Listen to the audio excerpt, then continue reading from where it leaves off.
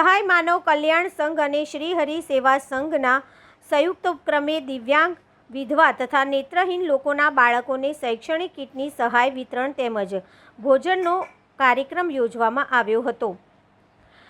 શહેરના નવાપુરા સ્થિત કેવડા બાગ ખાતે આજરોજ નિસહાય માનવ કલ્યાણ સંઘ અને શ્રી હરિ સેવા સંઘના સંયુક્ત ઉપક્રમે ડૉક્ટર સલીમ વોરાની આગેવાનીમાં દિવ્યાંગજનો, જરૂરિયાતમંદ વિધવા બહેનો તેમજ નેત્રહીન લોકોના અભ્યાસ કરતા બાળકોને નોટબુક, ચોપડા થકી શૈક્ષણિક સહાયનું વિતરણ કરવામાં આવ્યું હતું। સાથે જ તેઓ માટે ભોજનની વ્યવસ્થા કરવામાં આવી હતી।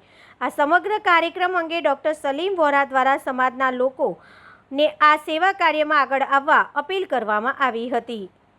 આજે કેવડાબાગ નવાપુરા ખાતે નિસહાય માનવ કલ્યાણ સંઘ અને શ્રી હરિસેવાના સહયોગથી જે નિરાધાર અંધજનોના અને વિધવાઓના બાળકો અને ખાસ કરીને અપંગોના બાળકોને શૈક્ષણિક સહાય આપી નોટબુકો અને જરૂરી પુસ્તકો ઉપરાંત ખાસ અંધજનો માટે ભોજનની પણ વ્યવસ્થા કરવામાં આવી છે।